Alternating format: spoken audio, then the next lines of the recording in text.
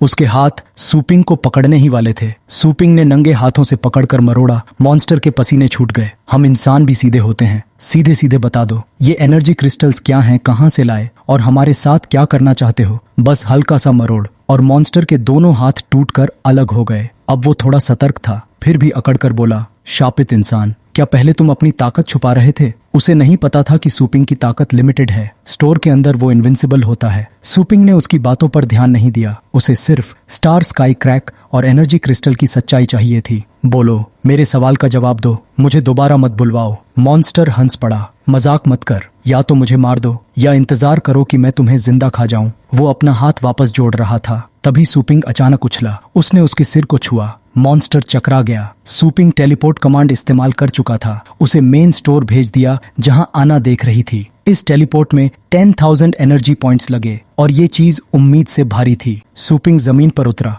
Monster आधा teleport हो चुका था। वो घबराकर बोला, ये कैसी चाल है? उसका दिमाग इंसानों जैसा ही था। अचानक स्टोर के अंदर एक ह्यूमनॉइड मॉन्स्टर प्रकट हुआ। सबने ऊपर देखा। आना बोली, सूपिंग तुम कब लौटे? कस्टमर्स उत्साहित, वाह ये ह्यूमनॉइड पेट कितना ताकतवर है। बॉस क्या नया आइटम आया है? इंसान खाने वाला मॉन्स्टर मुस्कुराया, इतना ताजा मीट, मजा आ जाएगा। उसने हाथ बढ़ाया, लेकिन अना का वेपन गोल्डन लाइट के साथ उड़कर आया। उसकी आधी बॉडी चकनाचूर हो गई। पता नहीं दोबारा जुड़ भी पाएगी या नहीं। अना गंभीर चेहरे से बोली, कस्टमर्स को तुम्हारे मुंह में मरने देना, ये कौन सा फ्रंटलाइन मार्केटिंग है? लड़की गुस्से में हो तो रेड स्किन्ड बीस्ट से भी खतरनाक होती है। सूपिंग पसीना पोंछते हुए बोला, संक्षेप में ध्यान रखना, इसे मारना मत, इसकी सोल से मेमोरीज निकालनी है। अना के पास एबिलिटी थी, सिर छूकर पेट या इंसान की मेमोरीज पढ़ सकती थी, यहाँ तक कि सोल कंट्रोल भी। आधी बॉडी खोकर red skinned dog headed creature की दहशत कम हो गई। दर्द में था लेकिन चीखा नहीं, बस दांत भींचकर पसीना बहाता रहा। अना की सोड कमाल थी। आर में खून रुक गया पर दर्द कई गुना बढ़ गया। वो दीवार से सट गया।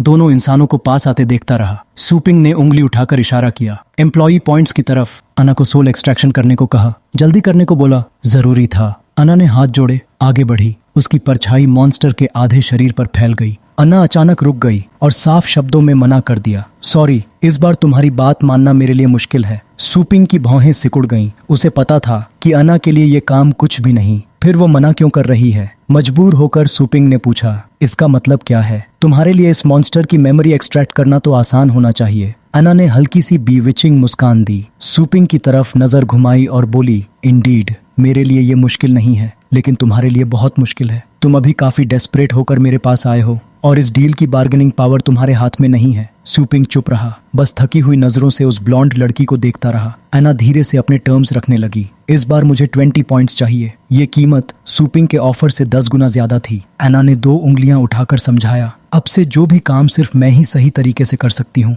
जो भी मैटर मेरे पर्सनल एबिलिटीज पर डिपेंड करेगा, उसकी प्राइस हर बार डबल होगी। सूपिंग ने तिरस्कार भरी हंसी के साथ जवाब दिया, नाइव अना, मैं स्टोर मैनेजर हूँ। एम्प्लॉई रूल्स साफ कहते हैं कि तुम्हें मैनेजर के ऑर्डर्स मानने होंगे। तुम यहाँ टर्म्स निगोशिएट कर रही हो। डर नहीं लगता कि मैं तुम्हें फायर कर दूंगा? लेकिन कॉन्ट्रैक्ट की बातें अना उससे भी बेहतर जानती थी। उसने सिर झुकाकर कामली कहा, स्टोर मैनेजर के ऑर्डर्स मानना सिर्फ पेट स्टोर के बिजनेस के स्कोप में आता है ना? सूपिंग ऑम्निपोटेंट, कंपैशनेट, अल्टीमेट फोर्स। सूपिंग बिल्कुल निरुत्तर हो गया क्योंकि अना सही थी। इस मॉन्स्टर की मेमोरी निकालना स्टोर के बिजनेस से जुड़ा नहीं था। उसी पल सिस्टम भी सामने 2 शब्द दिखाकर जैसे अना का साथ देने लगा। अब अना के चेहरे पर जीत की मुस्कान थी। 2 उंगलियां उठाकर बोली, जब तुम बाहर थे मैंने सूपिंग बीइंग के बनाए रूल्स अच्छे से समझ लिए। मैं सिर्फ स्टोर की एम्प्लॉई वाली हूँ, तुम्हारी पर्सनल सर्वेंट नहीं। सूपिंग अंदर ही अंदर झुंझला उठा। उसने सिस्टम को पुकारा, लेकिन वहां से भी सार्कास्टिक जवाब मिला, होस्ट को जल्दी मैच्योर होना चाहिए और हर प्रॉब्लम में दूसरों पर डिपेंड नहीं रहना चाहिए। और हाँ, सिस्टम को सुप्रीम, ऑम्निपोटेंट,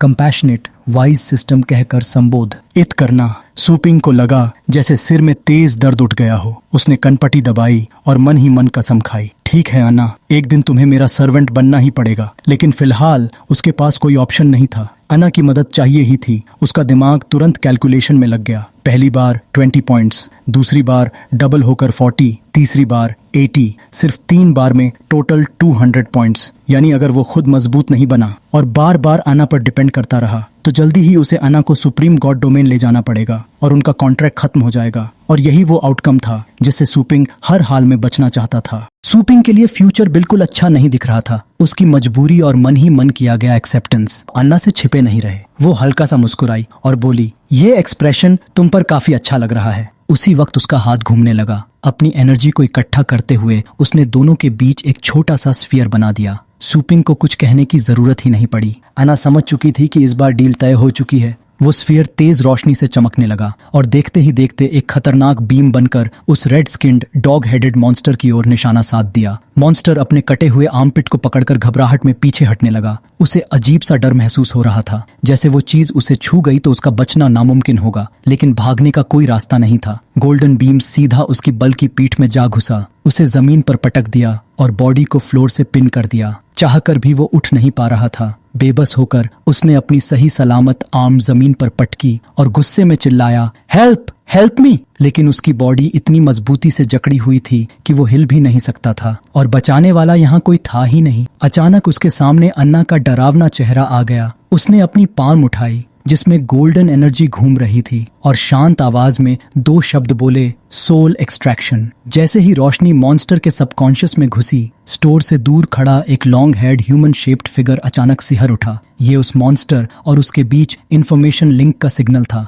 जिससे उसके सिर में हल्का दर्द उठ गया। उसने तुरंत चेहरा ढक लिया ताकि कोई उसकी अजीब हालत नोटिस न कर सके। उसके साथ चल रहा एक्सप्लोरर पास आया और पूछा, क्या हुआ? लेकिन जवाब मिला, कुछ नहीं। असल में वो लगभग 100 लोगों की एक्सपीडिशन टीम को लीड कर रहा था। शॉर्टकट से गवर्नमेंट स्क्रूटिनी से बचते हुए स्पेशल रिफ्ट की ओर ले जा रहा था। अब ग्रुप रिफ्ट एंट्रेंस से सिर्फ 100 मीटर दूर था। रिफ्ट से निकलती पिंक लाइट सबके दिल में लालच भर रही थी। फ्यूचर और स्ट्रेंथ बढ़ाने की चाह में हर कोई जल्दी अंदर जाना चाहता था। सब कुछ प्लान के मुताबिक चल रहा था। उस आदमी ने चेहरा ढकते हुए एक बिविचिंग स्माइल दी। उसे एहसास हो गया था ह्यूमंस की तरफ भी इतने ताकतवर एक्सपर्ट्स मौजूद हैं, लेकिन उसने अपने काउंटर मेजर्स पहले से तैयार कर रखे थे। प्लान में जरा सा भी क्लू लीक नहीं होने देना था। उसने मुट्ठी भींची और दोनों दिमागों के बीच का हेडेक तुरंत गायब हो गया। इधर सूपिंग की तरफ वो रेड स्किन्ड मॉन्स्टर अचानक टुकड़ों में फट गया। खून ऐसे फूटा जैसे किसी टैंक में छेद हो गया हो। सूपिंग चौंक गया। अन्ना शांत खड़ी रही। उसके बाल और ड्रेस पर खून का एक कतरा भी नहीं पड़ा था, क्योंकि उसने एनर्जी शील्ड एक्टिवेट कर लिया था। दरअसल उस लॉन्ग हेड आदमी ने पहचान लिया था कि कौन मॉन्स्टर की मेमोरी निकालने की कोशिश कर रहा है और सेल्फ डिस्ट्रक्ट करा दिया। सूपिंग ने जमीन पर बचे टुकड़ों को देखा। चेहरे पर साफ इरिटेशन था। 20 पॉइंट्स खर्च हुए और इंटेलिजेंस एक भी नहीं मिली। एना ने हाथ बढ़ाकर जमीन में धंसी स्टाफ को अपनी ओर खींचा और सोचते हुए सूपिंग को याद दिलाया, उनकी स्ट्रेंथ पहले वाले एंट से बिल्कुल अलग है, पूरी तरह सुपीरियर। यानी दुश्मन अब पहले से कहीं ज्यादा खतरनाक स्टेज में पहुंच चुका था। एना की आवाज अब भी उसके कानों में गूंज रही थी, इंडिफरेंट मगर भरोसे से भरी। वो बोली, उनकी स्ट्रेंथ ऑर्डिनरी ह्यूमन से काफी ऊपर है, हालांकि अभी भी मेरे लेवल से बहुत दूर। सूपिंग ने शांत मगर चालाक अंदाज में जवाब दिया, मैंने ये पहले ही एंटिसिपेट कर लिया था। अगर और कुछ नहीं है तो मैं रिफंड अप्लाई करना चाहता हूँ। आखिर वो एक कनिंग मर्चेंट था। पॉइंट्स और पैसे वही खर्च करता था जहाँ तुरंत रिजल्ट मिले। लेकिन अन्ना भी कम नहीं थी। एक बार पॉइंट्स मिल गए तो क्या वो इतनी आसानी से वापस करने वाली थी? उसने स्टाफ को स्टोरेज स्पेस में रखा और बोली, जल्दी मत करो। कॉम्पेंसेशन के तौर पर मैं अपने 10,000 साल के नॉलेज और एक्सपीरियंस से तुम्हारे एक सवाल का जवाब दे सकती हूँ। सूपिंग सोच में पड़ गया। मतलब 20 पॉइंट्स खोकर एक और सवाल का आंसर मिल सकता है। सिचुएशन हर पल और कॉम्प्लिकेटेड होती जा रही थी और अगर ऐसे ही चलता रहा तो अन्ना कॉन्ट्रैक्ट पूरा करके उससे अलग भी हो सकती थी। लेकिन हाल ही में जो मामला हुआ था उसने सूपिंग को सच में डेड एंड में धकेल दिया था। ये सब ह्यूमन अंडरस्टैंडिंग से कहीं आगे था। आखिर उसने एक इमेज प्रोजेक्ट की और बोला, हम इसे एनर्जी क्रिस्टल कहते हैं। इसे यूज करने के बाद स्ट्रेंथ काफी बढ़ जाती है। बहुत से वॉर पेट मास्टर्स इसके पीछे अपनी जान तक जोखिम में डाल रहे हैं। ये आखिर आता कहाँ से है? मुझे इसका ओरिजिन बताओ। एना ने बस एक नजर डाली और मॉकिंगली हंस पड़ी। क्या माइनिंग और ओर की बात कर रहे हो? क्या तुम एमनीजिया का नाटक कर रहे हो या सच में बेवकूफ बन रहे हो? ये सुनकर सूपिंग गुस्से में आ गया। बकवास बंद करो और बताओ, इस चीज की वजह से लोग मर रहे हैं और ना जाने कितने और मौत की तरफ बढ़ रहे हैं। उसकी कठोर आवाज सुनकर अन्ना गंभीर हो गई। उसने ठंडे लहजे में कहा, ऐसी ही चीज तुमने हमारे यहाँ काफी सीक्रेटली खाई थी। उसकी आंखों में ठंडक थी,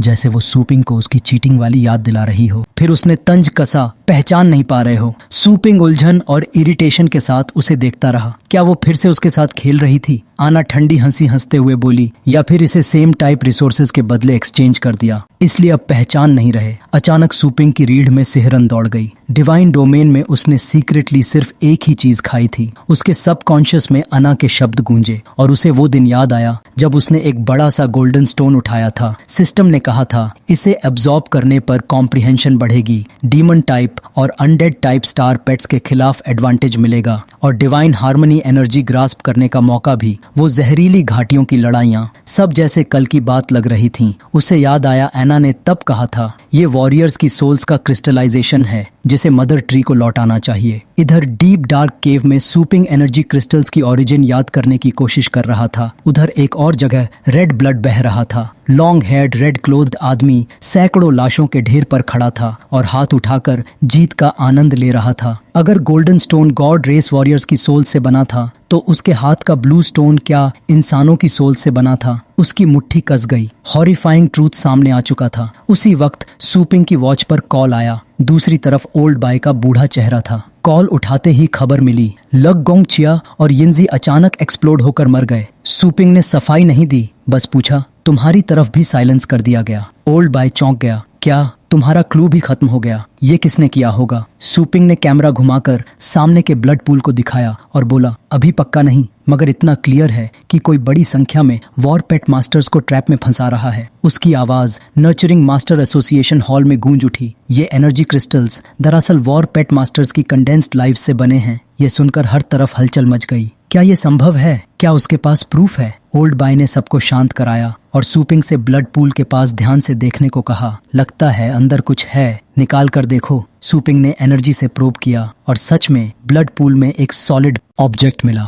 निकालने पर वो टैटर्ड मॉन्स्टर स्किन का टुकड़ा निकला। ओल्ड बाय ने ध्यान से देखा और बोला जब तुम पर एम्बुश हुआ था, यानी सच धीरे धीरे परत दर परत सामने आने लगा था। ओल्ड बाय की आवाज भारी हो गई। क्रिम्सन ब्लड फॉरेस्ट में जो किलर मारा गया था, क्या उसने भी कुछ थॉर्नी टिश्यू पीछे नहीं छोड़ा था? सूपिंग ने तुरंत जवाब दिया हाँ, लेकिन उन थॉर्नी टिश्यूज के साइज अलग अलग थे। ओल्ड बाय ने सिर हिलाया और बोला लू गोंगचा और यिनजी की मौत के बाद भी तुम्हारे बताए जैसा एक थॉर्नी क्रीचर बचा था। तब कंफर्म नहीं कर पाया था, मगर अब इसे देखकर अंदाजा लग रहा है ये बायोलॉजिकल टिश्यूज किसी बहुत बड़े अस्तित्व के हिस्से हैं। उसने गहरी सांस ली। ये एक प्लांट टाइप किंग बीस्ट है, फ्यू किंग्स के बीच का राजा, जिसका नाम है अनदर शोर। उसी पल दृश्य बदलता है। वो भयानक अस्तित्व अपने कांटे फैलाता है और अंदर से लाल चमकती टंग्स की कतारें बाहर आती हैं। हर टंग लाशों को छूती है और वॉर पेट मास्टर्स के कॉर्प्सेस से एसेंस क्रिस्टल खींच लेती है। Green bane, fickle heart, yellow ban,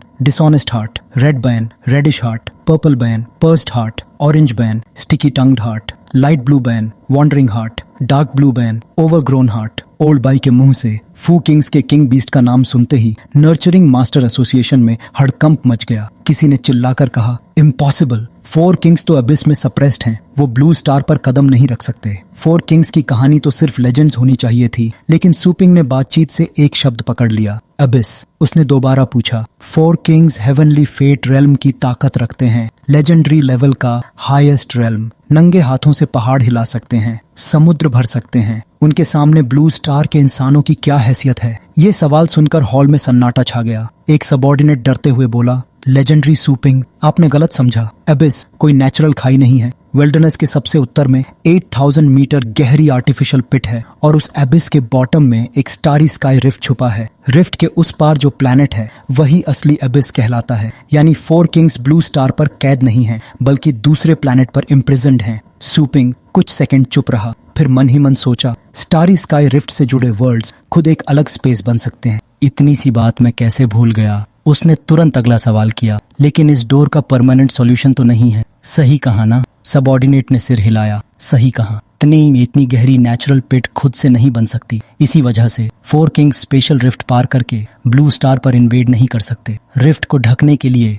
countless majestic energies से बना सी ऑफ स्टार्स मौजूद है। ये बैरियर ह्यूमन एम्परर के सैक्रिफाइस से बना, जिसने अपनी सारी ताकत लगाकर अर्थ को कंप्रेस कर दिया और सरफेस का शेप बदल दिया। ये बैरियर ही 4 किंग्स को रोकता है। सूपिंग का ध्यान सबसे ज्यादा उसी बैरियर पर गया। उसकी कल्पना ही दम घूंट देने वाली थी। सिर्फ सोचने भर से सफोकेशन महसूस हो रही थी। और अगर इतना सब कुछ सैक्रिफाइस करने के बाद भी, तो आने वाला खतरा कितना बड़ा होगा, का अंदाजा लगाना भी मुश्किल था। सूपिंग ने गहरी सोच में डूबकर कहा, अगर कोई इंसान सच में पहाड़ हिला सके और समुद्र भर सके तो उसकी ताकत आखिर कितनी भयावह होगी। वो आगे बोला, इस लेवल पर एनर्जी की कंप्रेसिव स्ट्रेंथ इतनी भयानक होती है कि स्पेस खुद एक पल में क्रश हो जाए। ओल्ड बाय काफी देर से सूपिंग और सबऑर्डिनेट की बात सुन रहा था। आखिर उसने धीरे से कहा, कहने को तो यही है, मगर चाहे एनर्जी कितनी भी शक्तिशाली हो, एक दिन खत्म हो ही जाती है। और तुम्हारी बात के अनुसार बायर्न नाम का वो अस्तित्व एनर्जी रिफाइन करने की एबिलिटी भी इवॉल्व कर सकता है। वो कुछ पल के लिए चुप हुआ, फिर भारी आवाज में बोला, अगर सिर्फ बायर्न बाहर आया हो तो हालात संभाले जा सकते हैं, मगर मुझे सबसे ज्यादा डर इस बात का है कि फोर किंग्स सील तोड़कर ब्लू स्टार पर आ चुके हों। अकेला बायर्न इतना सब नहीं कर सकता। हॉल में कई लोगों ने घबराकर सांस खींची। एक व्यक्ति तुरंत बोला, अबिस के एंट्रेंस पर 4 लेजेंडरी लेवल वॉर पेट मास्टर्स गार्ड करते हैं। भले ही वो घटना अब लेजेंड बन चुकी हो, मगर वहां आज भी लोग गार्ड पर तैनात रहते हैं। वो दुनिया की सबसे डेंजरस जगहों में से एक है और वहां के गार्डियंस साधारण नहीं हैं। अगर फोर किंग्स में कोई भी अजीब हलचल होती तो उन्हें पता चल ही जाता। 2 वर्ल्ड्स के बीच यूं आना जाना इतना आसान नहीं है। ओल्ड बाय के दृढ़ रवैये को देखकर सूपिंग झिझका, फिर उसने अपना हाइपोथेसिस रखा। उसने धीरे से पूछा, क्या आपका मतलब है कि उन लेजेंडरी वॉर पेट मास्टर्स ने खुद को सैक्रिफाइस कर दिया? सूपिंग के शब्दों के साथ हॉल का माहौल भारी हो गया। सबकी नजर ओल्ड बाय की पीठ पर टिक गई। सूपिंग ने फिर पूछा, सर्वेलेंस कैमरास में जो क्रीचर्स दिख रहे हैं, क्या वो सब बायर्न जैसे ही हैं? खामोशी ही जवाब थी। इतनी लंबी उम्र जीने वाले ओल्ड बाय जरूर जानते थे, उन मॉन्स्टर्स की असली ताकत कहानियों से कहीं ज्यादा भयानक है। दृश्य अचानक अबिस के गहरे तल में बदलता है, जहां सैकड़ों वॉर पेट मास्टर्स की लाशें बिखरी पड़ी हैं। लाल स्लीव वाला एक जाना पहचाना हाथ आगे बढ़ता है। उसके हाथ में ऑरेंज रंग का चिपचिपा पदार्थ है, जैसे किसी ने बबल गम चबाकर थूक दिया हो। वो दोनों हाथों से उसे खींचता है, अपनी ओर लाता है, एक कारीगर की तरह उसे गूंथने लगता है। कांटों से भरी वो थे। म्यूकस स्किन एक स्पेस बैग की तरह थी, जितना खींचो उतना निकलता जाए। आखिर सारा म्यूकस निकालकर उसने खाली शेल जमीन पर फेंक दिया। प्लॉप की आवाज के साथ वो गिरा और धीरे धीरे हिलने लगा। कुछ ही पलों में वो थॉर्नी शेल एक इंसानी चेहरे का रूप लेने लगा, फिर पूरा ह्यूमन बॉडी बन गया। पलक झपकते ही इंसानों की पूरी आर्मी उसके पैरों में झुक गई। उन सबका रूप वही था जो मर चुके वॉर पेट मास्टर्स का था। अब वे सिर झुकाकर अपने क्रिएटर के आदेश का इंतजार कर रहे थे। लाल कपड़ों वाला आदमी धीमे स्वर में बोला, कोई मुझे ट्रैक करने की कोशिश कर रहा है। ये बात मुझे दिलचस्प लग रही है। उसने एनर्जी स्टोन नए बने शरीर को वापस देते हुए फुसफुसाया, जिसने मुझे खोजने की कोशिश की। वो लॉन्ग जांग बे सिटी में है। नए बनाए गए सभी प्राणी बिल्कुल लाइफलेस डॉल्स जैसे थे। उनकी आंखें झपकती भी नहीं थीं। शरीर पर उगे कांटे उन थ्रेड्स जैसे थे जिनसे उन्हें बनाया गया था। समूह ने चुपचाप एनर्जी स्टोन दोनों हाथों से ग्रहण किया। सिर्फ इस पल वे सामान्य इंसान जैसे लगे, क्योंकि उसी क्रिस्टल की बदौलत वे ब्लू स्टार पर जीवित इंसानों का परफेक्ट डिस्गाइज धारण कर सकते थे। और सामने खड़ा वो लाल कपड़ों वाला आदमी अपनी अगली चाल सोचते हुए रहस्यमयी मुस्कान के साथ सबको देख रहा था। वो संतुष्ट होकर बोला, जाओ मेरे बच्चों। उसका एक हाथ उस खुरदुरी कांटों भरी प्रोबोसिस को सहला रहा था जो अभी उसके पास पहुंची थी। पूरा शरीर एक विशाल स्नेक जैसा था। फर्क बस इतना कि उसका सिर एक डरावना मुंह था जिसमें घने नुकीले दांत भरे थे। वो मुंह अचानक चौड़ा खुला,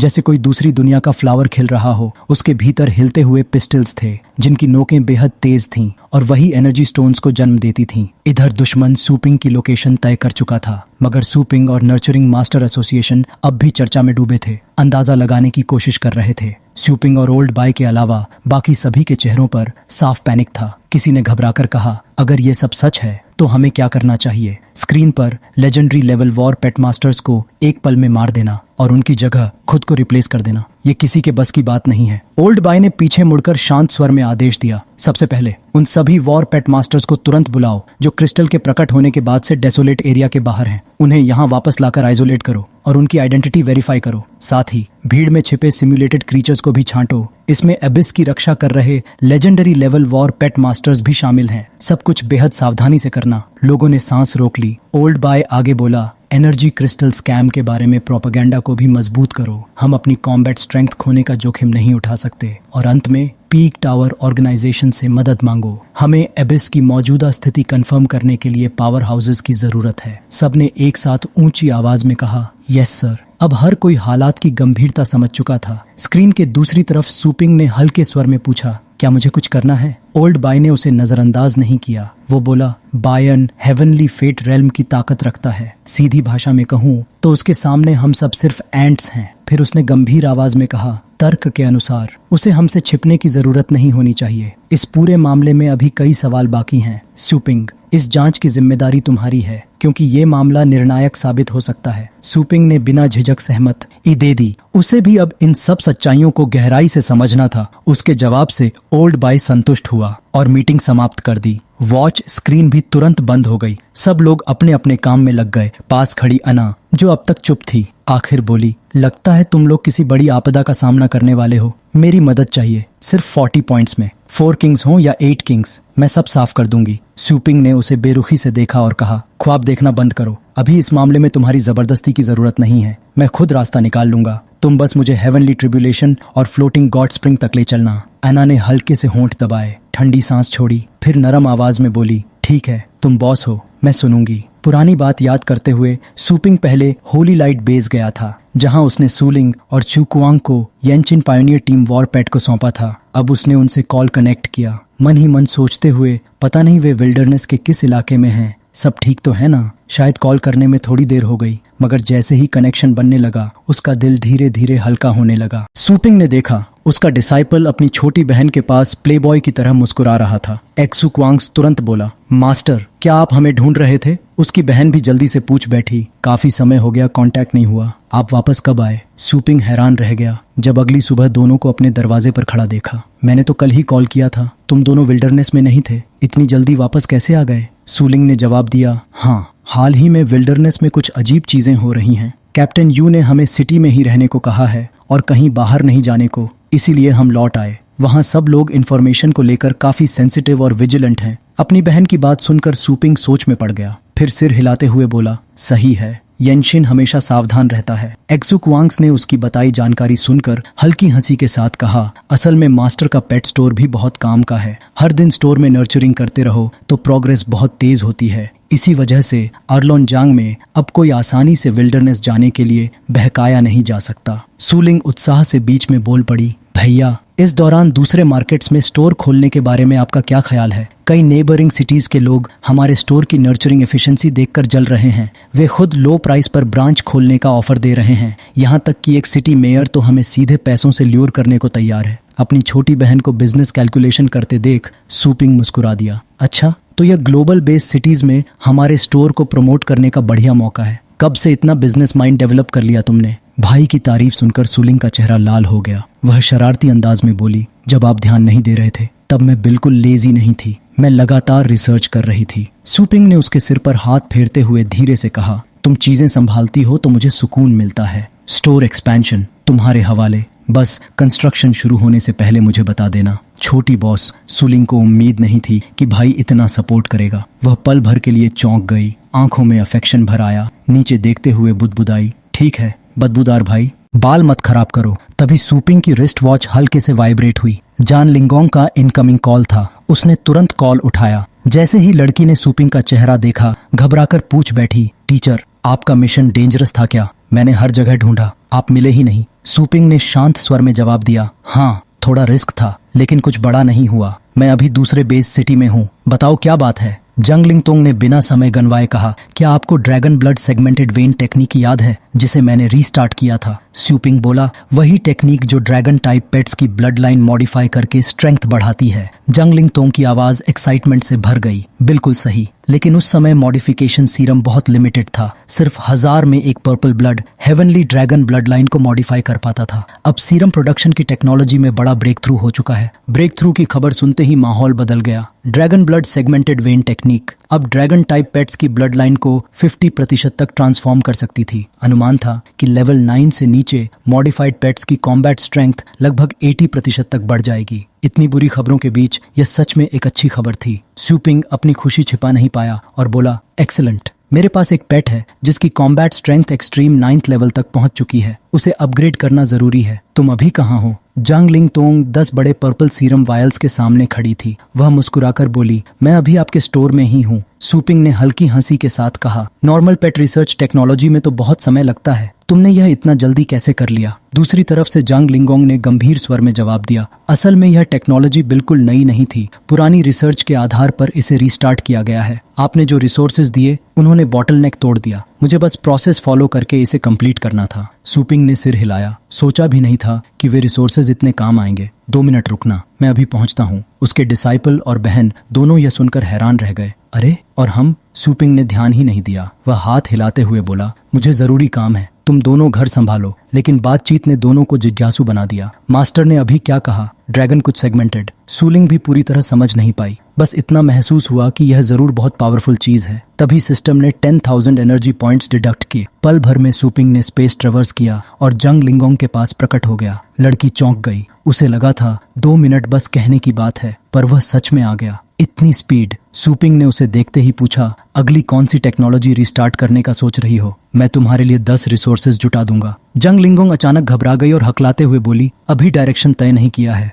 एक रास्ता है पर्पल ब्लड हेवनली ड्रैगन की ब्लड लाइन पर रिसर्च जारी रखना। शायद भविष्य में extinct ancient dragon purple blood heavenly dragon को रिवाइव भी किया जा सके। दूसरा रास्ता कॉन्ट्रैक्ट रिसर्च है, जिससे बाइंडिंग कॉन्ट्रैक्ट अनलॉक हो सकता है। वह समझाने लगी, बाइंडिंग कॉन्ट्रैक्ट का मतलब है साइनर की स्ट्रेंथ का एक हिस्सा पेट को वापस मिलेगा और पेट की स्ट्रेंथ का हिस्सा साइनर को, दोनों एक साथ स्ट्रांग होंगे। यह सुनकर सूपिंग चौंक गया। Strength return effect. मेरे ग्रेट येन हेवनली ड्रैगन हाउंड को ड्रैगन किंग्स इनहेरिटेंस के समय 3 सील्स मिले थे। हर सील टूटने पर उसकी रैंक और कॉम्बैट पावर बढ़ती है। अगर कॉन्ट्रैक्ट स्ट्रेंथ रिटर्न मिल जाए तो क्या मैं सीधे 10 स्टार्स की ऊंचाई तक नहीं पहुंच सकता? यह सोचकर सूपिंग के चेहरे पर दिन की सबसे खुश मुस्कान आ गई। उसने तुरंत कहा, अब हिचकिचाओ मत, तुम्हारी अगली टेक्नोलॉजी बाइंडिंग कॉन्ट्रैक्ट रिसर्च ही होगी। वह उस दिन का बेसब्री से इंतजार करने लगा जब यह पूरी होगी और वह खुद इसे आजमा सकेगा। इसी बीच सीन बदलता है। सूपिंग और ओल्ड बाय की टेंस डिस्कशन के बाद नर्चरिंग मास्टर एसोसिएशन के वाइस प्रेसिडेंट ने तेजी से कई टास्क शुरू कर दिए। सब लोग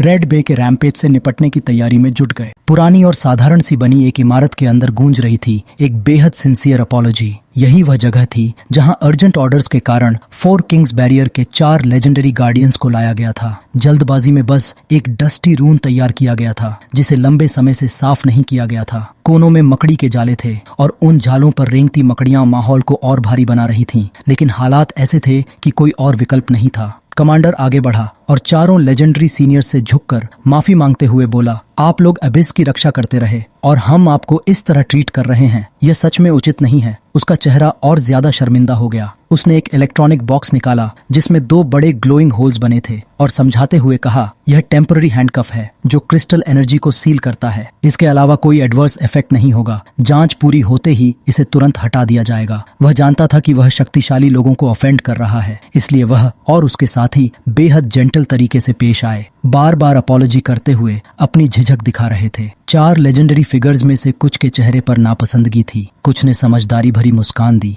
लेकिन कुल मिलाकर सबने जांच में सहयोग करते हुए अपने हाथ आगे बढ़ा दिए। सबने राहत की सांस ली। आपके कोऑपरेशन के लिए सिंसियरली धन्यवाद। लेकिन अगले ही पल किसी ने भी जो हुआ उसकी कल्पना नहीं की थी। जैसे ही हैंडकफ्स लगे, आखिरी व्यक्ति के शरीर से अचानक डेविलिश फेस वाला रेड मॉन्स्टर बाहर निकल आया। उसकी असली फेरोसिटी अब सामने थी। वह बिजली की तरह झपटा और सबसे नजदीकी वॉर पेट मास्टर को काटकर मार डाला। उन शार्प फैंग्स को बस एक बाइट चाहिए था और शरीर का नामो निशान मिट जाता, सिर्फ बेल्ट बचती। पलक झपकते ही चारों लेजेंडरी फिगर्स बायन में बदल गए। जिन लोगों ने अभी उन्हें हैंडकफ किया था वही अब उनका शिकार बन गए। डस्टी रूम में अचानक मिजरेबल स्क्रीम्स गूंजने लगीं। लोग भागने लगे। कोई सलाखों के पीछे से यह खौफनाक दृश्य देख रहा था। प्रतिरोध के दौरान किसी ने दीवार का एक हिस्सा उड़ा दिया और तभी सबने साफ देखा, लाल टेंटिकल्स हवा में लहराते हुए बाकी बचे शिकार को ढूंढ रहे थे। आखिर एक आखिरी व्यक्ति पकड़ा गया। उसकी गर्दन ऐसे जकड़ ली जैसे कोई जायंट पाइथन अपने शिकार को दबोच लेता है। उसे समझ आ गया कि बचना नामुमकिन है।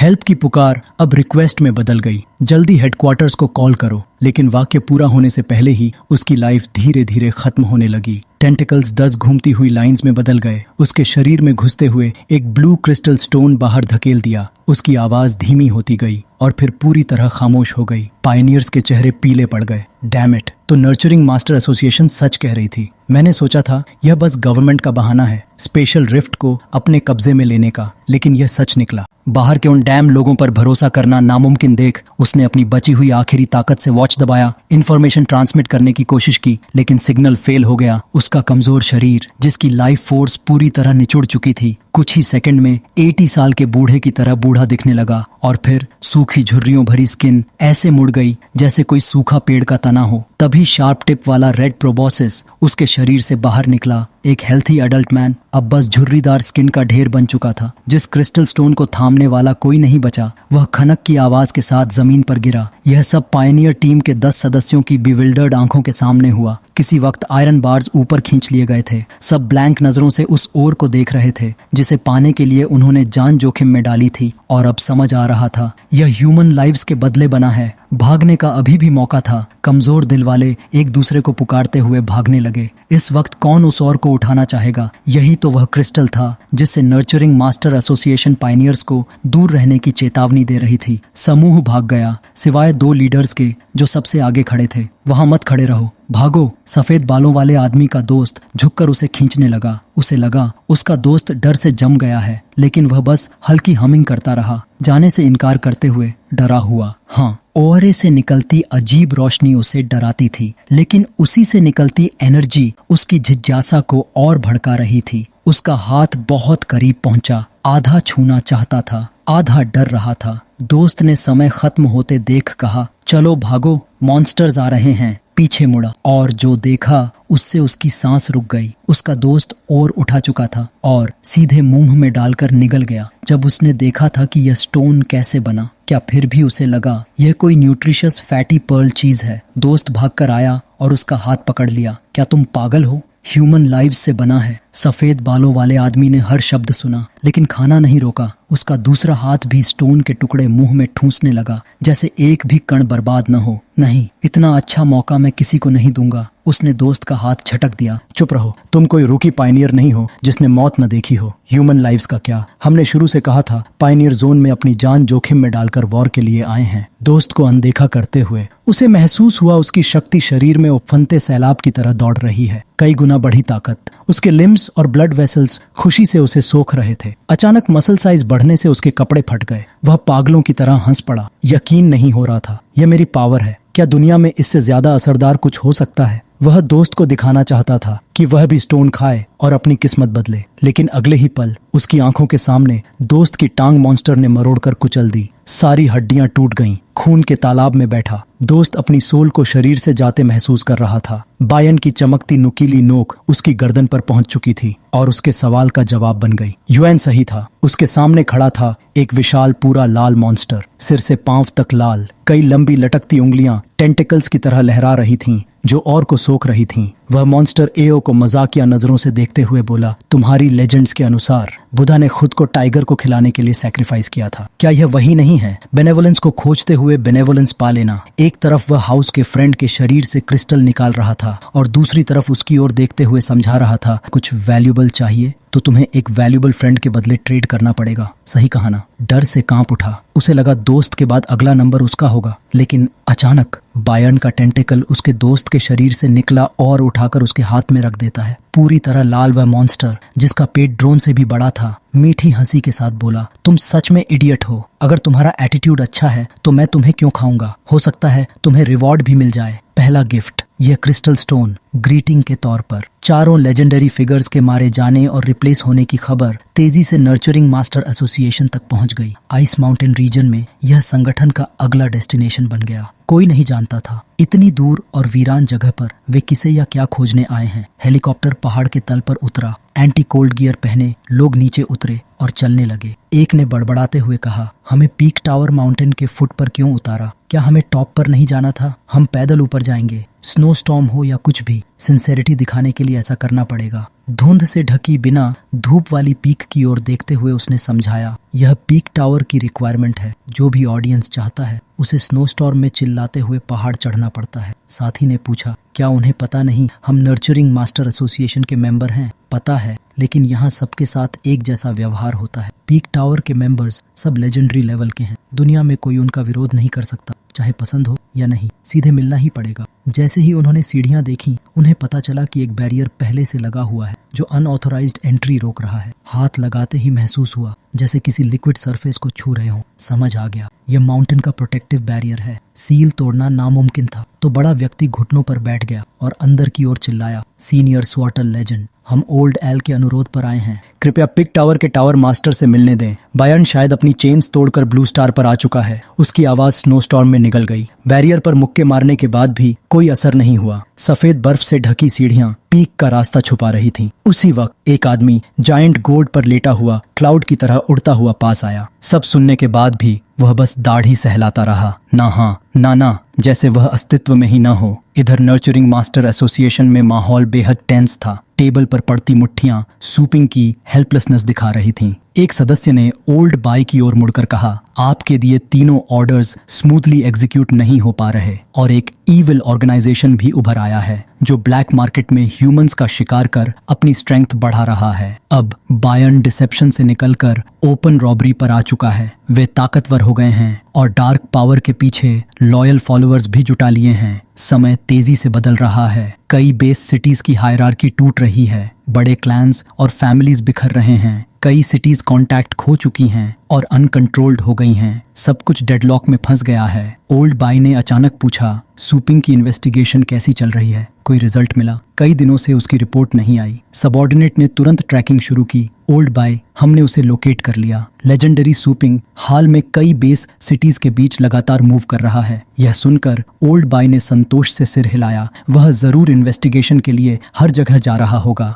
बायर्न बेहद कनिंग है। हमें भी नहीं पता वह कहाँ छिपा है। ज्यादातर लोग जो फोर किंग्स को जानते थे पहले ही इमॉर्टल पीचेस खाकर एसेंडेड हो चुके हैं। उसे इन्वेस्टिगेट करना स्वर्ग चढ़ने जितना कठिन है। शायद हमें सूपिंग को और समय देना चाहिए। लेकिन सबऑर्डिनेट झिझकते हुए बोला, लगता है वह इन्वेस्टिगेशन के लिए नहीं बल्कि अपने स्टोर्स के लिए स्टॉक भरने जा रहा है। यह सुनते ही ओल्ड बाय की लंबी सांस कमरे में गूंज उठी। यह खबर सुनकर शायद बूढ़ा आदमी अपने बाल नोच लेता, लेकिन सच यही था। लेजेंडरी सूपिंग ने हाल ही में कई बेस सिटीज में सच में ब्रांचेस खोल दी थीं और इस समय वह रेयर ट्रेजर से भरे जंगलों में आराम से टहल रहा था। उन्हें इकट्ठा करके अपने स्पेस में भर रहा था ताकि डिस्प्ले कर सके और नई ब्रांचेस के वेयर हाउसेस को स्टॉक कर सके। ओल्ड बाय के दिमाग में सूपिंग का बटरफ्लाई पकड़ता हुआ सीन आया और वह पूरी तरह स्पीचलेस रह गया। ऐसे समय में ब्रांचेस खोलने की क्या जरूरत थी? लेकिन सूपिंग के पास अपना प्लान था और फ्रेश मोमेंटम में उसे तुरंत एग्जीक्यूट करना था। सुबह सुबह नीहाई बेस सिटी की प्लेफुल पेट स्टोर ब्रांच पहले से ही भीड़ के शोर से गूंज रही थी। लोग धक्का मुक्की करते हुए स्पिरिट हर्ब्स छीनने में लगे थे। किसे क्या मिलेगा, यह सिर्फ स्पीड पर डिपेंड करता था। एक 5th ग्रेड स्टूडेंट दुखी होकर बोला, आज तो स्टोर में बस कुछ ही स्पार्स आइटम्स बचे हैं। उसी वक्त एक युवक दोनों हाथों में अपनी प्राइस पकड़े एक्साइटेड होकर चिल्लाया, मुझे फिर मिल गया। कई लोग उसे एनवी से देखने लगे। कितना अनोइंग है। ये डार्क किंग बोन लोटस मेरे पेट का आखिरी फूड था। एक कदम स्लो हो गया और डेजर्ट जैसे स्टोर में भी अपने पेट का खाना नहीं छीन पाया। अगर मेरे हाई बेस सिटी में कुछ नहीं बचा तो बाकी जगहों पर तो सिर्फ स्क्रैप्स होंगे। एक वेल्थी व्यक्ति तुरंत बोला, यह मुझे दे दो, मैं ट्रिपल प्राइस दूंगा। दूसरा तुरंत कूद पड़ा, मैं 50 टाइम्स दूंगा। यह बहुत रेयर है। मैं पूरे दिन क्यू में लगा था इसे लेने के लिए, लेकिन जब किसी ने चिल्लाकर कहा मैं 10 टाइम्स दूंगा तो वह पल भर के लिए रिकंसिडर करने लगा। तभी भीड़ को चीरते हुए सूपिंग अचानक प्रकट हुआ और शांत आवाज में बोला, सभी लोग कृपया थोड़ी देर गुड्स काउंटर से दूर हट जाएं। लोग हैरान होकर मुड़े। बॉस सूपिंग को पहचानते ही तुरंत रास्ता दे दिया। रिस्टॉक का समय हो गया है। सूपिंग ने हल्के से हाथ घुमाया और उसके स्पेस बैग से काउंटलेस स्पिरिट फ्लावर्स और हर्ब्स बाहर उड़ने लगे। उसकी उंगली जिस दिशा में इशारा करती वे अपने आप शेल्फ्स पर नीटली अरेंज हो जाते। एक ही फैमिली, स्पीसीज और फंक्शन वाले आइटम्स साफ रोज में सज गए। देखना बेहद आसान था। कस्टमर्स स्तब्ध खड़े रह गए। इतनी सारी वैरायटीज और एक वेव में परफेक्टली अरेंज्ड। यह साफ था उसकी एनर्जी कंट्रोल टॉप टियर स्तर की थी। जब तक लोग उसकी तारीफ करने मुड़े वह पहले ही गायब हो चुका था। कोई बात नहीं, अगर गुड्स नहीं छीने तो सब अभी खत्म हो जाएंगे। सूपिंग ने सिस्टम टेलीपोर्टेशन एक्टिवेट किया, 10,000 एनर्जी पॉइंट्स एक्सचेंज किए और पलक झपकते ही शू बे सिटी पहुंच गया। यहाँ भी शेल्फ्स खाली थीं। लोग उसके आते ही चीयर करने लगे। स्टोर ओनर लौट आया। एक वेव और काउंटलेस रेयर ट्रेजर्स फिर से शेल्फ्स पर भर गए। एक ग्राहक खुशी से बोला, बॉस सूपिंग, आज आपको तीसरी बार देख रहा हूँ। सफेद फ्लावर्स को शेल्फ्स पर रखते हुए सूपिंग मुस्कुराया। 3 बार अभी भी कम है। नेबरिंग मैक्सन सिटी में लोग मुझे 7-8 बार रोज देखते हैं। बात आगे बढ़ती उससे पहले उसकी वॉच बज उठी। सुलिंग कॉल कर रही थी। क्या हुआ? मैं यहाँ रीस्टॉकिंग कर रहा हूँ। स्क्रीन पर बहन को देखते ही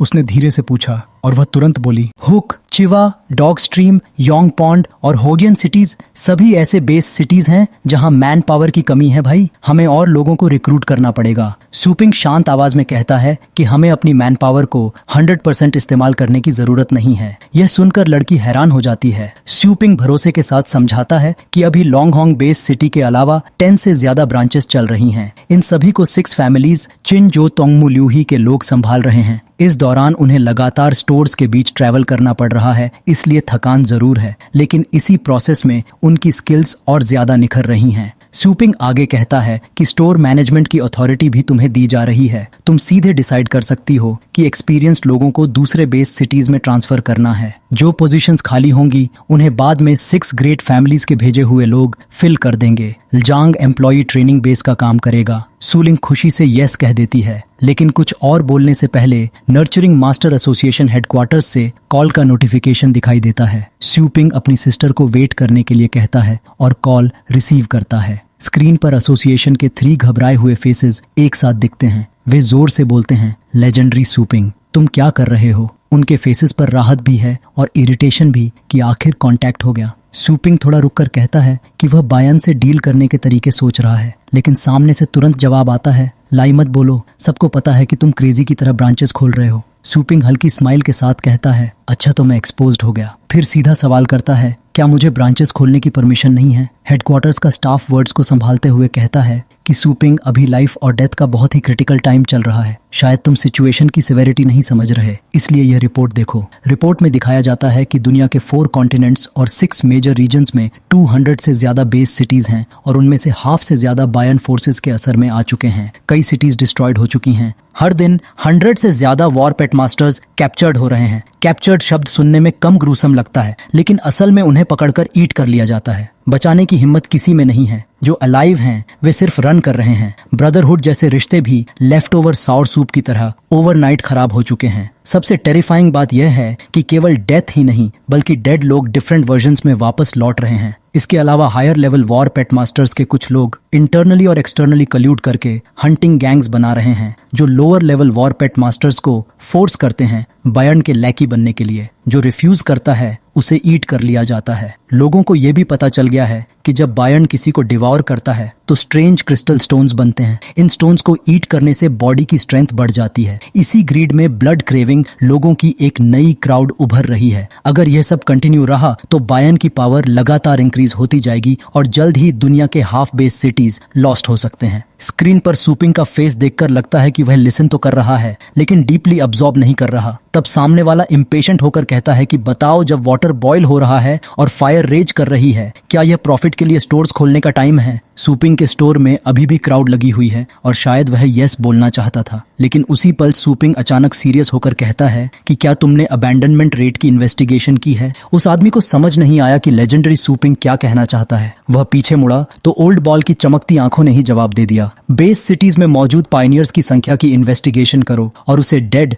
तथा मिसिंग पायनियर्स की संख्या से कंपेयर करो। स्टाफ ने तुरंत यस सर कहा और बहुत ही जल्दी एक बार चार्ट स्क्रीन पर दिखाई देने लगा। रिपोर्ट में बताया गया कि 13 बेस सिटीज में अबैंडनमेंट रेट लो है और उनमें से 12 6 एशियन रीजन्स में है। सिचुएशन बेहद टेंस थी। ओल्ड बॉल तुरंत बोला कि रिमेनिंग सिटी होली लाइट ही है ना? अगर मेरा गेस सही है तो इन बेस सिटीज की कॉमन बात यह है कि इन सभी जगह सूपिंग पेट स्टोर मौजूद है। रिप्लाई देते हुए स्टाफ ने गहरी सांस ली और कहा कि आप बिल्कुल सही हैं सर, ये अनबिलीवेबल है। ये पेट स्टोर्स और पेट मास्टर्स के लिए शेल्टर की तरह काम कर रहे हैं। लेकिन लेजेंडरी सूपिंग, आप नियरली 100 स्मॉल और बिग स्टोर्स को ऐसे मैनेज कैसे कर लेते हैं? तभी अचानक स्क्रीन पर सूलिंग दिखाई दी। वह स्ट्रेच करते हुए खुशी से मुस्कुरा रही थी, जैसे किसी ने उसका नाम लिया हो। लड़की अब काफी ग्रोन अप लग रही थी। स्टोर मैनेजर सूट में वह बहुत प्रोफेशनल दिख रही थी। उसने कॉन्फिडेंटली अपना इंट्रोडक्शन दिया कि मैं प्लेफुल पेट स्टोर की मैनेजिंग डायरेक्टर हूँ। सामने वाला तुरंत पूछ बैठा कि स्टोर मैनेजिंग डायरेक्टर, आप हमारी चैट चैनल कैसे देख पा रही हैं? सूपिंग ने अपनी स्क्रीन के पास सूलिंग की हल्की ब्लरी इमेज की ओर इशारा करते हुए समझाया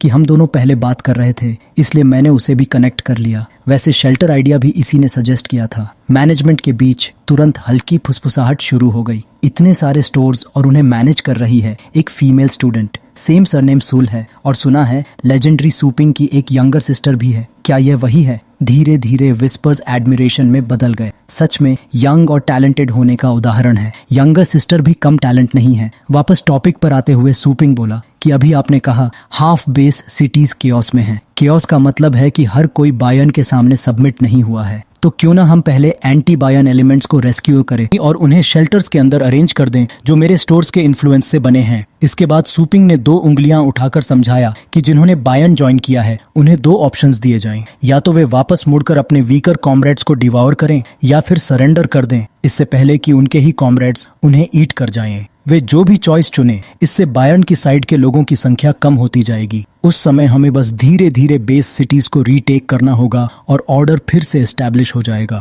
ओल्ड बॉल ने जवाब दिया कि मेथड अच्छा है लेकिन करंट कॉन्टेक्स्ट में रियलिस्टिक नहीं लगता। हमने पहले ही कई एक्सपर्ट्स खो दिए हैं और बायर्न साइड से रीइंफोर्समेंट्स भी आ रही हैं। साथ ही हमें पीक टावर का सपोर्ट भी नहीं मिल रहा। अगर बायर्न फोर्सेस ने सीधे 13 शेल्टर्स पर अटैक कर दिया तो हम ज्यादा देर तक होल्ड नहीं कर पाएंगे। सूपिंग ने फिर पूछा कि यह पीक टावर क्या है? मैंने ओल्ड मैन को पहले भी इसका जिक्र करते सुना है। क्या यह बायर्न के बराबर की पावर रखता है? ओल्ड बॉल ने पेशेंटली समझाया कि पीक टावर एक ऑर्गेनाइजेशन है जिसमें 10 से ज्यादा लेजेंडरी लेवल वॉर पेट मास्टर्स हैं। ब्लू स्टार पर यह सबसे पावरफुल ऑर्गेनाइजेशन माना जाता है और इसकी एग्जिस्टेंस के बारे में बहुत कम लोग जानते हैं। अगर पीक टावर हेल्प करने के लिए तैयार हो जाए तो उनके पास इतनी पावर है कि वे बायर्न को भी डिफीट कर सकते हैं। यह सुनकर सूपिंग थोड़ा सरप्राइज्ड हो गया। 10 से ज्यादा लेजेंडरी लेवल्स और ब्लू स्टार पर 4 कॉन्टिनेंट्स तथा 6 मेजर रीजन्स फैले हुए हैं। क्या हर कॉन्टिनेंट में सिर्फ 2 या 3 लेजेंडरी लेवल्स ही नहीं होते? फिर अचानक इतने सारे लेजेंडरी लेवल्स कहां से आ गए? सूलिंग भी हैरान होकर बोली कि यह तो मैंने पहली बार सुना है। वह व्हाइट हेड ओल्ड मैन अभी भी वहां है ना? आपने क्यों कहा कि वे हमारी मदद नहीं करेंगे? सूपिंग की बात कि हर कॉन्टिनेंट में 2 या 3 लेजेंडरी लेवल्स होते हैं पूरी तरह सही भी नहीं है। ओल्ड बाय ने दाढ़ी सहलाते हुए बताया कि असल में हर कॉन्टिनेंट में 2 या 3 लेजेंडरी लेवल्स ऐसे होते हैं जो इंसानों के प्रति लॉयल रहते हैं। बाकी लेजेंडरी लेवल्स पीक टावर में रहते हैं। वह आगे बोला कि आमतौर पर ये लोग पूरे ब्लू स्टार के सबसे बड़े ग्लोरी और रिसोर्सेज का आनंद लेते हैं। जब बैटल होता है तो वे कभी कभी ऑर्डर्स एग्जीक्यूट करते हैं लेकिन सब कुछ उनकी इच्छा पर निर्भर करता है। ओल्ड बाय की वेग बातों को सूपिंग ने तुरंत समझ लिया और सीधा बोल पड़ा कि मतलब पीक टावर के ओल्ड मॉन्स्टर्स सारे अच्छे रिसोर्सेज ले लेते हैं लेकिन रिस्पॉन्सिबिलिटी नहीं उठाते। उनका काम मूड पर चलता है कि आज मन है तो लड़ेंगे वरना नहीं। ओल्ड बाय ने हल्की सी हंसी के साथ कहा कि लगभग ऐसा ही है। यह सुनकर सूलिंग हैरान रह गई। उसने मुंह पर हाथ रख लिया लेकिन आवाज में छिपा सवाल निकल ही गया कि ऐसा कैसे हो सकता है ग्रैंडपा? क्या वे बस खड़े होकर हमें मरते हुए देखते रहेंगे? ओल्ड बाय की आवाज गहरी हो गई। उसने शांत स्वर में कहा कि मैं तो बस एक साधारण इंसान हूँ जिसने 300 ईयर्स जी लिए हैं। लेजेंडरी लेवल्स तो हजारों साल जीते हैं। उनके सामने मैं अभी भी बच्चा हूँ। वे क्या सोचते हैं यह मैं कैसे जान सकता हूँ? तभी अचानक वार्निंग बेल जोर से बज उठी और सबकी बातचीत वहीं रुक गई। कमांड सेंटर से किसी ने रिपोर्ट दी कि कई बीस्ट किंग्स और बड़ी संख्या में हाई लेवल फियर्स बीस्ट्स तेजी से आगे बढ़ रहे हैं। यह एक बीस्ट टाइड है। लोकेशन सुनते ही कि यह 6 एशियन रीजन्स के लॉन्ग होंग बे सिटी के पास है, सुपिंग और सूलिंग दोनों के चेहरे पर चिंता साफ दिखने लगी। उसी समय सिटी में वार्निंग सायरन्स लगातार बजने लगे। साफ था कि लॉन्ग होंग बे सिटी पर बीस्ट टाइड का खतरा मंडरा रहा है। सवाल यह था कि हमला इसी समय क्यों हुआ? क्या इसका संबंध रेड बायर्न से है? सबऑर्डिनेट ने तुरंत ओल्ड बाय से पूछा कि क्या वहां रीइंफोर्समेंट्स भेजनी चाहिए। होली लाइट सिटी के मुकाबले वह जगह तो एक रिमोट विलेज जैसी है और अभी की स्थिति में हमारे पास ट्रूप्स भी कम हैं। ओल्ड बाय ने शांत स्वर में पहले सूपिंग सिबलिंग्स की राय जाननी चाहिए। सूपिंग ने सबसे पहले बोलते हुए कहा कि लॉन्गजांग बेस सिटी का स्केल बी लेवल है। सामान्य तौर पर कुछ बीस्ट किंग्स के नेतृत्व वाली बीस्ट टाइड को यह सिटी रोक सकती है। साथ ही उसके ब्रदर की मदद से सिटी के वॉर पेट मास्टर्स का एवरेज लेवल भी बाकी सिटीज से ज्यादा है, इसलिए बिना रीइंफोर्समेंट्स के भी इस वेव को पीछे धकेला जा सकता है। ओल्ड बाय ने आंखें संकरी करते हुए उन्हें याद दिलाया कि यह बीस्ट टाइड न जल्दी आई न देर से, बल्कि बिल्कुल इसी समय आई है। इसलिए दूसरे फैक्टर्स को नजरअंदाज नहीं किया जा सकता। सूलिंग ने धीरे से कहा कि आपका मतलब है बीस्ट टाइड के अलावा बायन फोर्सेस भी छिपकर हमला कर सकती हैं। ओल्ड बाय ने गहरी आंखों से देखते हुए धीमी आवाज में कहा कि अभी हमें नहीं पता बायन की पावर कितनी दूर तक फैल चुकी है। अगर मौका चूक गया और वे बीस्ट टाइड के साथ मिलकर घेराबंदी कर दें तो स्थिति और भी खतरनाक हो सकती है। और अटैक हो गया तो अगर हम लॉन्गहैंग को रीइंफोर्समेंट्स भेजना भी चाहें तब भी नहीं भेज पाएंगे। नीचे खड़े स्टाफ की तरफ देखते हुए सूलिंग ने पूछा कि बीस्ट टाइड को लॉन्गहैंग तक पहुंचने में कितना समय लगेगा। आज की इन्फॉर्मेशन सुनकर स्टाफ थोड़ी देर सोचता रहा और फिर बोला कि अभी वाइल्ड एरिया बेहद डेंजरस है। अगर रीइंफोर्समेंट्स के लिए ट्रूप्स मोबिलाइज करने पड़े तो सबसे तेज भी 1 से 2 दिन लगेंगे। मतलब अगर शहर को समय पर बचाना है तो तुरंत ट्रूप्स भेजने होंगे। जैसे जैसे माहौल गर्म हो रहा था तभी सूपिंग अचानक बोल पड़ा, जैसे सब पर ठंडे पानी की बाल्टी गिर गई हो। धीरे चलो, पहले मेरी बात सुन लो। बाय और सूलिंग दोनों ने सिर उठाकर उसकी तरफ देखा। सच में अब तक सूपिंग चुप था। सीन अचानक 43rd कॉन्टिनेंट के एक सी लेवल बेस सिटी में शिफ्ट हुआ। यहाँ मिलिट्री यूनिफॉर्म पहने एक आदमी टाइपिंग कर रहा था। तभी पर्पल क्लोथ्स पहने एक आदमी उसके पीछे आया और ठंडी आवाज में पूछा कि बीस्ट टाइड रिपोर्ट हेडक्वार्टर्स को भेज दी। सैनिक ने सिर झुकाकर डरते हुए कहा कि भेज दी है। बड़ी स्क्रीन पर वाइल्ड एरिया का मैप दिख रहा था जहां 4 किंग्स कैद थे। तभी सिस्टम रिपोर्ट गूंजी कि कई बीस्ट ग्रुप्स लॉन्गहैंग की तरफ बढ़ रहे हैं। अराइवल टाइम लगभग 48 आवर्स है। होली लाइट बेस सिटी ने ऑर्डर जारी किया कि लॉन्गहैंग के आसपास जिन सिटीज के पास कैपेसिटी है वे तुरंत रीइंफोर्समेंट्स भेजें। लॉन्गहैंग किसी भी हालत में गिरना नहीं चाहिए। जल्दी ही आसपास की बेस सिटीज से जवाब आने लगे कि वे ट्रूप्स भेजेंगे। भले बोआ ने ऐसा रिक्वेस्ट नहीं किया था, फिर भी पर्पल क्लोथ्स वाला आदमी सोल्जर के कंधे पर हाथ रखकर बोला कि बहुत बढ़िया, इतनी सिटीज का रिस्पांस मिलना अच्छी बात है। तुमने मेहनत की। सैनिक जिसने अभी अभी गलत काम किया था डरते हुए बोला कि जैसा आपने कहा मैंने वैसा कर दिया, अब मुझे जाने देंगे। तभी कमांड रूम में एक जोरदार आवाज गूंजी। अभी सवाल पूछने वाला सैनिक अब सिर्फ मिन्स्ड मीट बन चुका था। पर्पल क्लोथ्स वाला आदमी खून से लथपथ खड़ा शांत आवाज में बोला कि अफसोस, मैंने अपना मन बदल लिया। कमरे के दरवाजे के पास पड़े सूखे कॉप्सेस के बीच एक साथी की ऊबी हुई आवाज आई कि समय की बर्बादी है। वह बाकी कमांड स्टाफ की लाइफ आज से खींच रहा था। पर्पल हेयर्ड आदमी ने बस ठंडी नजर डाली। दूसरा आदमी खून से सने होंठ चाटकर हंसते हुए बोला कि लॉन्गहैंग पर अटैक की खबर फैलाना लॉर्ड बयान का ऑर्डर है। पहला आदमी बोला कि मुझे पता है, लेकिन बिना एस्ट्रल एनर्जी वाले लोगों को मारने का क्या फायदा, ये तो समय की बर्बादी है। पर्पल क्लोथ्स वाले की आंखों में लालच चमका। बयान की आर्मी में शामिल होने के बाद वह लोगों को सब्जी काटने की तरह मार रहा था। अपनी हथेली में उमड़ती अजीब पावर को देखते हुए उसके चेहरे पर पागलपन भरी संतुष्टि साफ दिखाई दे रही थी। सैनिक को मारने के बाद वह क्रूर मुस्कान के साथ हंस पड़ा। तो यही है रैंक 9 एक्सपर्ट की पावर। बस एक ख्याल और हड्डियां टूटकर बिखर जाएं,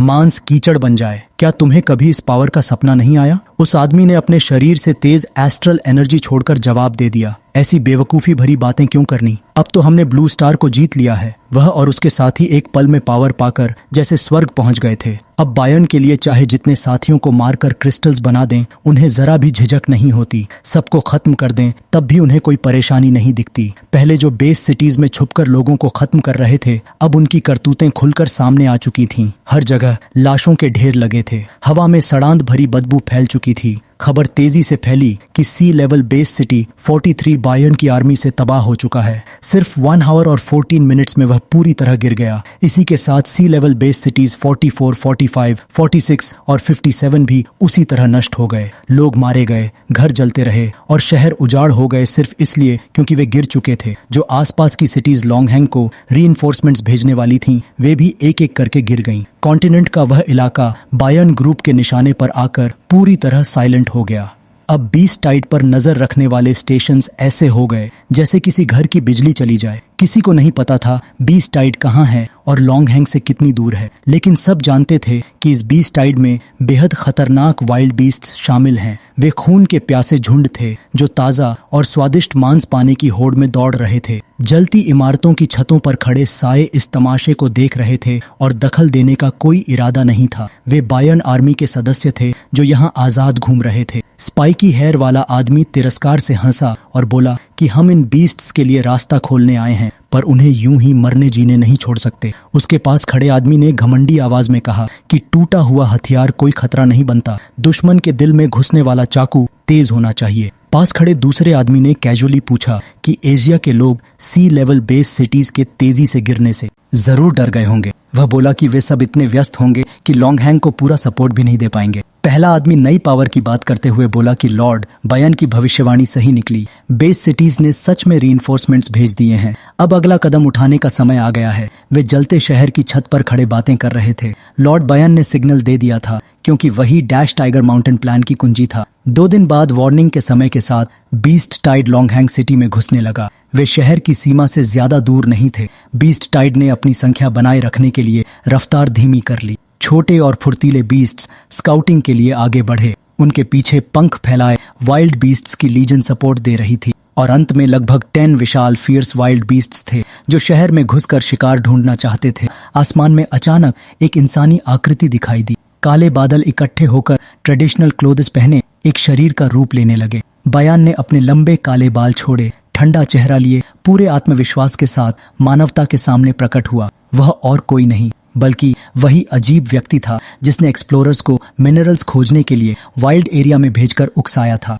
असल में शुरुआत से ही ताकत कम होने पर उसने एक्सप्लोरर्स को मरवाकर क्रिस्टल्स हासिल करने की साजिश रची थी। नर्चरिंग मास्टर एसोसिएशन की तरफ से तुरंत बाइला को रिपोर्ट भेजी गई कि बीस्ट टाइड लॉन्गहैंग सिटी पहुंच चुका है और बीस्ट टाइड के बीच बायर्न का मानव रूप भी दिखाई दे रहा है। यह सुनते ही बूढ़े आदमी ने घबराकर आदेश दिया कि लॉन्गहैंग आर्मी को तुरंत बैटल की तैयारी करने का संदेश भेजो। युद्ध का असली तूफान अब लॉन्गहैंग के दरवाजे पर दस्तक दे चुका था। आदेश जारी होते ही जांग में सैकड़ों लोगों के कदमों की आवाज गूंज उठी। संख्या भले ही ज्यादा थी लेकिन सभी बेहद डिसिप्लिन थे और तेजी से इकट्ठा हो गए। कुछ ही मिनटों में वे एक परिचित आकृति के पीछे सीधी कतार में खड़े थे। रिपोर्टिंग लेजेंडरी सूपिंग लॉन्गहार्ड आर्मी इकट्ठा हो चुकी है। कृपया बैटल ऑर्डर जारी करें। ऊंची छत से दूर देखते हुए सूपिंग ने धीरे से 5 शब्द कहे। Proceed according to plan. लॉन्गहार्ड आर्मी वही यूनिट थी जिसे सूपिंग ने खुद चुना और ट्रेन किया था। इसमें उसके अधीन 6 फैमिलीज शामिल थीं। टोंग, मू, लियू और वाई बायर्न को उम्मीद नहीं थी कि बीस्ट टाइड के सामने भी इंसान यहाँ डटे रहेंगे और बेस की रक्षा के लिए तैयार होंगे। उसकी ठंडी नजर नीचे खड़े सफेद चेहरे वाले आदमी पर पड़ी। लगता है तुमने मेरे लिए स्वागत समारोह तैयार किया है। सूपिंग जरा भी डरा नहीं। उसकी घृणा भरी नजर बायर्न पर टिक गई और उसने जवाब दिया कि स्वागत की बात छोड़ो, तुम्हारे विदाई समारोह की तैयारी भी कर रखी है। बायर्न, 2 भयानक शक्तियों के बीच धरती हिला देने वाली लड़ाई शुरू होने वाली थी। बीस्ट टाइड जहां भी गुजरता हर जीवित चीज को बहा ले जाता। इंसान भी उनकी क्रूरता के सामने टिक नहीं पाते और सड़क पर सिर्फ सफेद हड्डियां रह जाती। भयंकर भेड़ियों का झुंड आगे बढ़ा लेकिन अचानक जमीन पर एक विशाल पैर गिरा और धरती को चीर गया। कुछ लोग भागने का मौका भी नहीं पा सके, बाकी जान बचाकर आगे भागे ताकि नीचे गिरते विशाल हाथी के पैर से बच सकें। वह एक अजीब हाथी था जिसकी सूंड आर्मर से मजबूत की गई थी और नुकीले दांत भी असाधारण रूप से शक्तिशाली थे। वह बीस्ट टाइड के बीच से दौड़ता चला आ रहा था। भेड़िए भले ही खतरनाक थे लेकिन उस अजीब हाथी के पैरों के नीचे वे चींटियों के झुंड जैसे लग रहे थे। उसका हर भारी कदम जमीन को कांपने पर मजबूर कर देता लेकिन वह रुका नहीं क्योंकि उसका निशाना सामने खड़ी जंग बे सिटी की दीवार थी। इस पागल बीस्ट को दौड़ते देख जंग बे सिटी के मेयर जी जिनुई ने भौहें चढ़ाकर कहा कि सच में जंगली बीस्ट है। एक्सु क्वांग उसके पास प्रकट हुआ। उस हाथी की हर हरकत के साथ उसके माथे पर पसीना छलक रहा था। क्या यह किंग बीस्ट नहीं है? जी जिनशु ने शांत स्वर में कहा कि यह टाटन जायंट एलिफेंट है, हान हाई ब्लड लाइन वाला। कहा जाता है कि जायंट एलिफेंट रेस जन्म से ही पहाड़ हिलाने और समुद्र भरने की शक्ति रखती है। उसके कदमों को ही देखो, सिर्फ आगे बढ़ने से जमीन 1 मीटर तक धंस रही है। एल जांग बे सिटी की लॉन्ग रेंज आर्टिलरी को तुरंत दिशा बदलने का आदेश मिला। उनका निशाना अब वही जायंट एलिफेंट था। लाल चमकते गन बैरल से आग के गोले निकल पड़े और शहर की ओर दौड़ते बीस्ट किंग पर बरसने लगे। लपटें भड़क उठीं लेकिन उसके शरीर का एक बाल भी नहीं जला। उल्टा उसके दौड़ने की गति और खतरनाक हो गई। फिर बेस की सारी बॉम्ब्स और बुलेट्स उस पर दाग दी गईं। यहाँ तक कि जमीन के नीचे लगाए गए बॉम्ब्स भी एक साथ फट पड़े ताकि उसे कुछ पल के लिए रोका जा सके।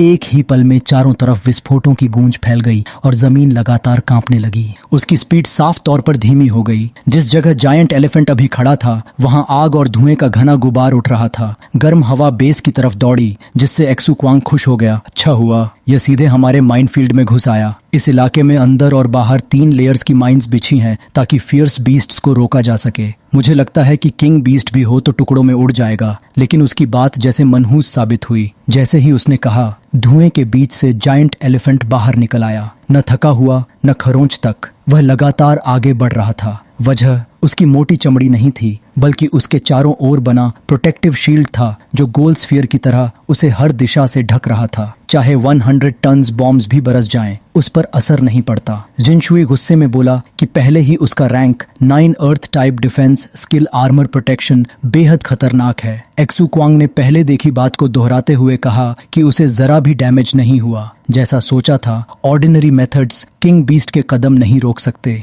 गोलियां लगातार बरस रही थीं, लेकिन वे सिर्फ झुंड में दौड़ते वुल्व्स को फायर एंट्स की तरह मार पा रही थीं। जायंट एलिफेंट बेखौफ अपनी रफ्तार से आगे बढ़ता रहा। अब सबको समझ आ गया कि बायर्न ने किंग बीस्ट को वैनगार्ड क्यों बनाया। उसने टाटन जायंट एलिफेंट की डिफेंसिबिलिटी और विशाल शरीर का फायदा उठाने की योजना बनाई थी। मरने वाले वुल्व्स की संख्या कुल झुंड के सामने कुछ भी नहीं थी। माइनफील्ड को पार करने के लिए यह सच में परफेक्ट स्ट्रैटेजी थी। सबके पीछे खड़ा बायर्न डिवाइन सेंस से लीडर्स की हर हरकत नियंत्रित कर रहा था। साफ था कि योजना पहले से तैयार थी, अब वह बस एक्ट कर रहा था। अपनी कॉन्शियसनेस से जायंट एलिफेंट को दीवार के सबसे कमजोर हिस्से की ओर ले जाते हुए उसकी आंखों में खतरनाक चमक उभरी और पैरों के नीचे धूल गहराने लगी। तभी एक्सू क्वांग ने घबराकर जिनुई को बुलाया कि आकर देखो, कुछ ठीक नहीं लग रहा। टाइटन जायंट एलिफेंट की स्पीड बढ़ती दिख रही है। जिनुई ने भी मान लिया कि एक्सू क्वांग सही है। क्या यह मॉन्स्टर अपने शरीर से ही सिटी वॉल तोड़ना चाहता है? फिर हमें सुपिंग को दिखाया जाता है। उसके पूरे शरीर से एस्ट्रल एनर्जी की धारा फूट पड़ी। आंखों में खतरे की चमक लिए वह सामने का दृश्य देखता हुआ बोला कि कोई बाहर जाकर इसे रोके। उसके हाथ के इशारे से एक स्पेस पोर्टल खुला जिसमें तेज थंडर और लाइटनिंग घूम रहे थे। वह दरवाजा बड़ा होता गया और अचानक आसमान में छेदों वाले विशाल पंख फैल गए, जैसे सारी रोशनी को ढक लेना चाहते हों। यह हेल बैम्बू ड्रैगन बीस्ट था, जिसका आकार लजांग की पूरी डिफेंसिव सिटी जितना था कि जिसे उसके मालिक ने समन किया था। जैसे ही वह प्रकट हुआ, उसने अपने ओपोनेंट को पहचान लिया। उसने जमीन पर जोरदार कदम मारा, जिससे धरती टूट गई। फिर अंधेरे पंजे उठाकर चेतावनी दी। उसका सिर ऊंचा उठा, मानो लंबी गर्जना के लिए शक्ति जमा कर रहा हो, और फिर दोनों पंजों से सीधे आर्मर प्रोटेक्शन को पकड़कर जायंट एलिफेंट के कदम रोक दिए। दोनों बीस्ट्स की टक्कर की गूंज दूर तक फैल गई। बायान के आदेश पर जायंट एलिफेंट की आंखों में नीली स्पिरिट एनर्जी चमकी। उसने खुद को संभालकर और जोर लगाया, जिससे हेल बैम्बू ड्रैगन बीस्ट को शुरुआत में संघर्ष करना पड़ा। वह पीछे की ओर धकेला गया। उसके पैर जमीन में लंबी दूरी तक धंसते चले गए, लेकिन बहुत जल्द हालात पलटने लगे। हेल बैम्बू ड्रैगन बीस्ट के तेज पंजे अब पलटवार करने के लिए उठ चुके थे।